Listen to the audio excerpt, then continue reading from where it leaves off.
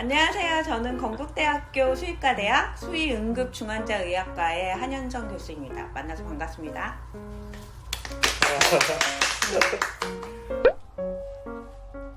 응급중환자의학과는 사람 같은 경우는 우리 응급의학과가 있고 중환자의학과가 따로 있어요. 근데 이 수의 분야에서는 이 두 가지를 합해 놓은 거라고 생각을 하면 돼요. 그래서 응급의학과는 이제 응급실을 담당하는 의사들이 응급의학과 의사잖아요. 중환자의학과는 그럼 어디게요? 중환자실, ICU, 우리 ICU라고 하죠. 집중치료실. 이 ICU를 담당하는 의사들이 이제 중환자의학과 의사들인데, 이 수의 분야에서는 이게 합해져 있기 때문에 응급실과 중환자실을 담당하는 수의사들이 그걸 전공하는 수의사들이 응급중환자의학과 수의사들이다라고 생각하시면 돼요. 그래서 지금도 동물병원에 가시면 이제 ICU가 있어요. ICU에는 그냥 이 마이너한 질환들이 아니라 집중치료가 필요한 크리티컬한 환자들이 있는 데가 ICU거든요. 그래서 ICU 환자들을 케어하면서 이제 응급으로 오는 환자들을 이제 치료하는 학과가 응급중환자의학과다라고 생각하면 될 것 같아요. 저는 외과 전공이에요. 뭐 아시는 분들은 아시겠지만 외과학 박사고, 외과학 박사를 2007년? 2001, 2, 3, 4, 5, 6, 2006년에 받았구나. 2006년에 받았어요. 근데 사실 응급중환자의학과는 저도 되게 생소했고, 그러다가 이제 미국에 제가 포닥을 갈 일이 있었는데, 미주리 대학교 수의과대학에 이 포닥을 갔어요. 근데 그때 당시에 제 지도 교수님이 더블 보드를 가진 교수님이었는데, 하나가 소프티슈 서저리였고, 원래는 저 그래서 소프티슈 서저리를 배우려고 간 거고, 두 번째 보드가 이제 이머전시 앤 크리티컬 케어, 그러니까 응급중환자의학과 보드를 갖고 계셔서 응급실 헤드였어요. 그러니까 거기 있던 ICU를 총괄하는 교수님이 저희 지도 교수님이어서 거기 가서 처음 알았죠. 와, 이 응급중환자의학과라는 게 있구나라는 거를 처음 알았고, 하물며 그 응급중환자의학과가 그 대학병원 전체에서 가장 규모가 크고 가장 돈도 많이 벌고 가장 많은 일을 하는 과가 응급중환자의학과인데, 우리나라에서는 사실 너무 생소했거든요, 그때도. 그래서 어쨌든 처음 이걸 알게 된 계기는 미국에 가서 제일 규모가 큰 과가 응급중환자의학과인데 우리나라는 아직도 내과 외과밖에 없구나, 이런 생각을 하게 되면서 그때 처음 응급중환자의학과가 되게 재밌는 과고 굉장히 발전 가능성이 높은 과라는 걸 알게 됐죠. 그러다가 다시 한국 와서 이제 외과의로서 일하다가, 사실 건국대학교가 굉장히 선도적인 대학이고 굉장히 이런 아이디어가 많은 대학인 게, 국내 대학병원 최초로 응급중환자의학과를 만든 데가 이 건국대학교, 아시겠지만 이 대학 동물병원에서. 그러면서 이제 동물병원에 이제 임상 전담 교수로 응급중환자의학과 교수를 뽑는다고 해서 저거 해보면 참 재밌겠다 싶어서 지원을 하게 됐죠. 그러면서 이제 이 길로 들어서게 됐습니다. 저희는 일단은 스태프들이 최소 3명 이상 대기를, 그러니까 저희가 운영하는 시간에는 대기를 하고 있고, 또 제가 항상 다 슈퍼바이징을 하기 때문에 좀 진료의 수준이 높다는 게 차이일 수 있겠죠. 앰뷸런스는 말 그대로 앰뷸런스예요. 그래서 여러분들이 내가 어디가 되게 아파, 그럼 병원에 가야 되는 차가 없고 막 이럴 때, 또 아니면 병원까지 이송할 때 산소라든지 이런 응급처치가 필요할 때 앰뷸런스를 타잖아요. 똑같아요. 앰뷸런스도. 앰뷸런스는 이번에 이제 헌혈센터 하면서 현대자동차에서 기부를 한 거예요, 차량을. 저 앰뷸런스 차량은 실내는 저 차량 자체가 지금 119 구급차랑 똑같은 거예요. 지금 119 구급차를 현대차에서 생산을 하기 때문에 그거랑 똑같은 거를 겉모양만 펫에 맞게 조금 예쁘고 귀엽게 만든 거지, 내부는 똑같아요.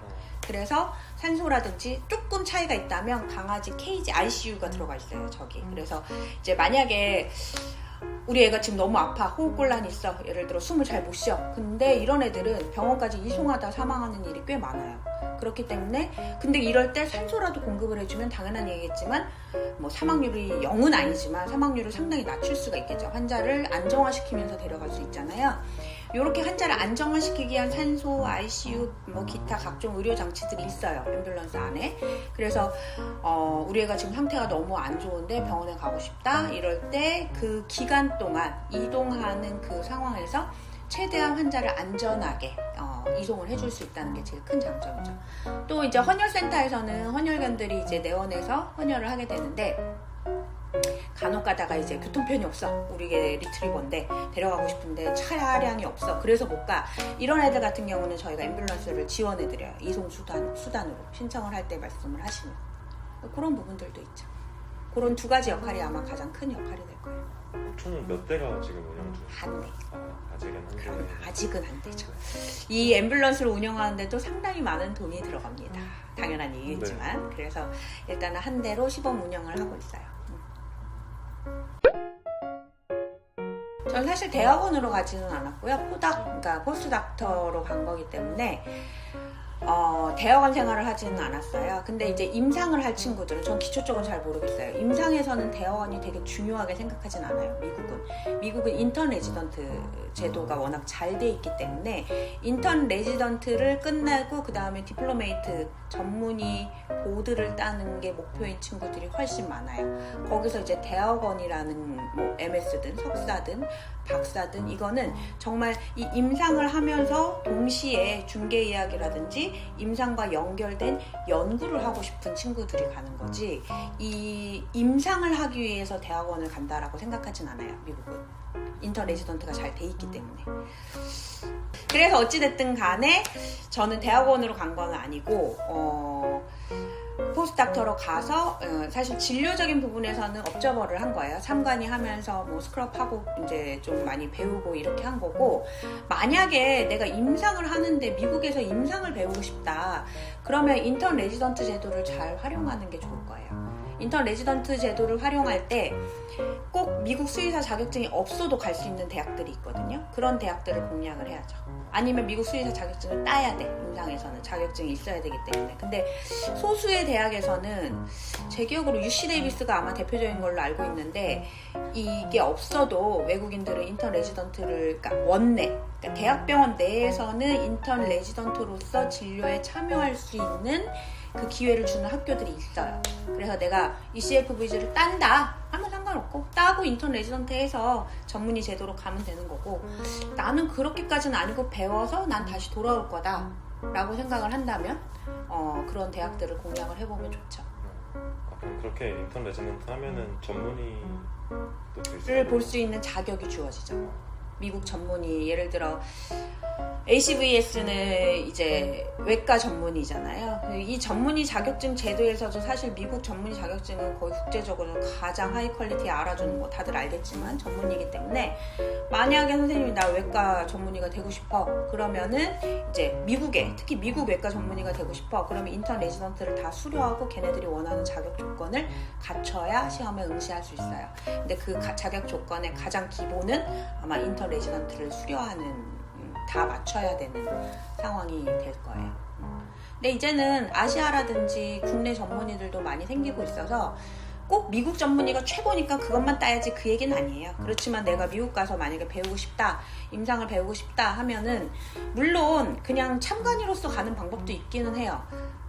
근데 내 개인적으로는 굳이 가서 할 거면 뭐 나처럼 박사를 따고 가서 교수가 되기 위한 뭐 이런 목적으로 다시 돌아올 이게 아니라, 나이가 많지 않은 상태에서 미국 가서 내가 임상을 배우겠다 하면은 굳이 참관이나 이런 제도보다는 뭐 하나라도 정말 내 자격증을 가질 수 있는 방향으로 노력하는 게 더 맞지 않나 싶긴 해요. 거기에 이제 가장 대표적인 게 이제 전문의 자격증이 될 거예요.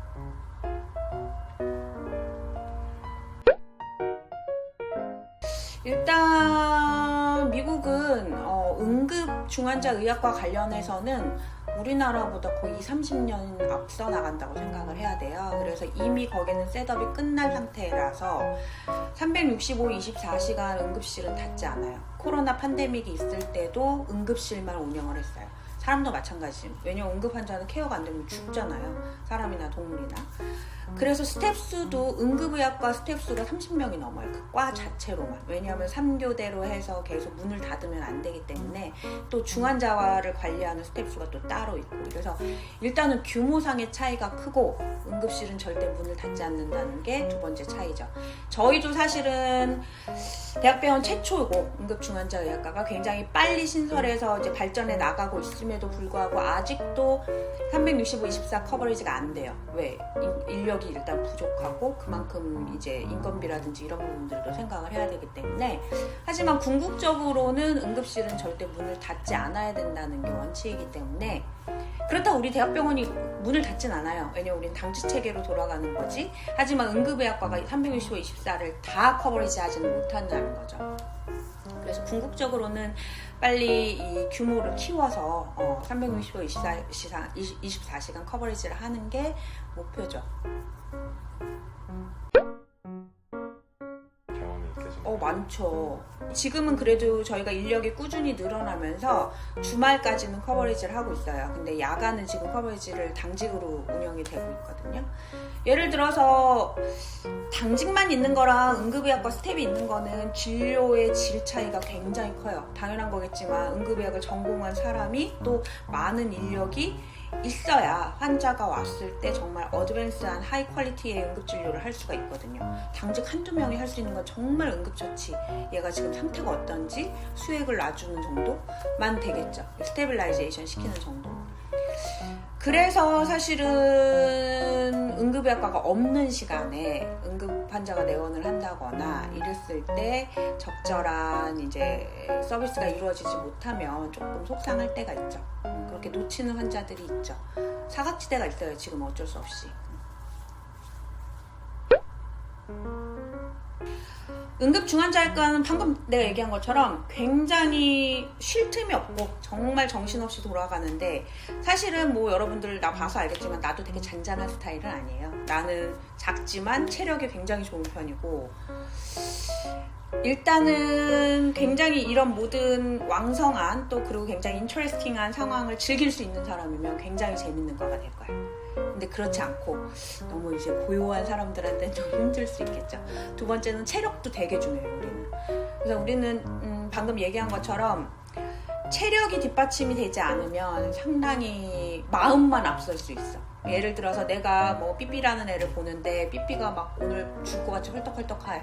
그러면 누가 시키는 게 아니라 내가 집에 못 가는 거예요.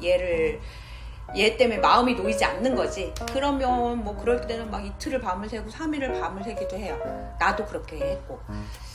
근데 이제 그게 체력이 뒷받침이 안 되면 삐삐 보다가 본인들이 쓰러지면 안 되니까 일단은 체력도 굉장히 중요한 과이긴 해요.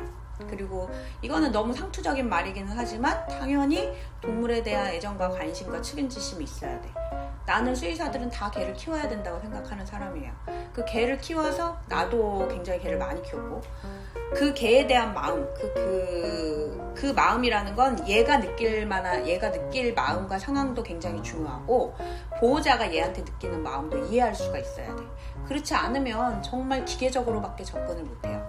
예를 들어서 모든 기계적이고 모든 의학적인 FM적인 게 다 정답은 아니에요. 그래서 이런 부분들을 종합적으로 이해할 수 있는 수의사가 돼야 되는데 또 그런 자질이 굉장히 중요한 게 응급중환자의학과인 게 응급중환자의학과에는 건강하고 귀여운 애들은 거의 안 와요. 다 이제 노령견들, 다 늙고 병들고 지친 애들이 오거든요. 그래서 가끔 교통사고로 막 귀여운 애들 오면 우리 수의사들은 환장해. 너무 예뻐가지고 정말 오랜만에 보는 이 이쁜 애들. 이런데 어찌됐든 간에 그런 건강하고 이런 애들이 아니기 때문에 죽는 애들도 되게 많아요. 사망률도 높은 편이고 그런 상황을 다 받아들일 수 있는 마음가짐이 있어야 되고 그런 상황이 발생했을 때 무조건 살리지 못해서 비난하 이게 아니라 그런 상황이 발생했을 때 보호자의 마음을 헤아려주고 내가 뭐 상투적인 얘기긴 하지만 무조건 살려야지 다 성공한 진료는 아니에요. 어쩔 수 없이 우리가 신이 아닌데 죽는 애들은 있을 수밖에 없는데 죽을 때 그 상황을 보호자랑 이 가족들이랑 얘가 잘 좀 이별할 수 있게 도와주는 것도 나는 수의사의 몫이라고 생각하거든요. 그래서 그 상황을 정확하게 알려주고 이 상황을 가족들이 잘 받아들일 수 있게 도와주는 것도 수의사의 역할이기 때문에 지식이 중요한 건 당연하고 공부도 되게 열심히 해야 되고 내가 우리 수의사들한테 얘기하는 게, 야, 우리과 애들은 제일 똑똑해야 돼. 내 이 얘기를 맨날 하거든요. 왜냐하면 뭔가를 준비해서 환자를 맞으면 안 돼. 우리는 그렇게 할 수가 없어. 들이닥쳐요. 그냥 들이닥치기 때문에 이미 여기에 어느 정도는 다 들어있어야 돼, 머릿속에.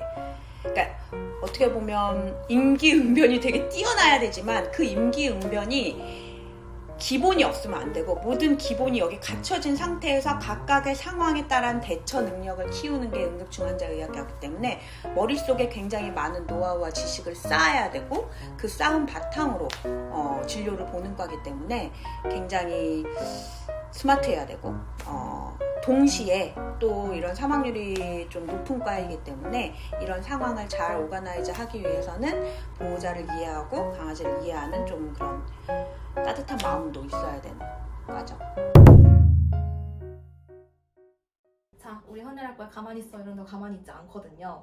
그러다 보니까 우리가 다 어르고 달래고 또 막 도망다니면 우리 안 무서워, 막 순하게 지나는 시간이 필요한데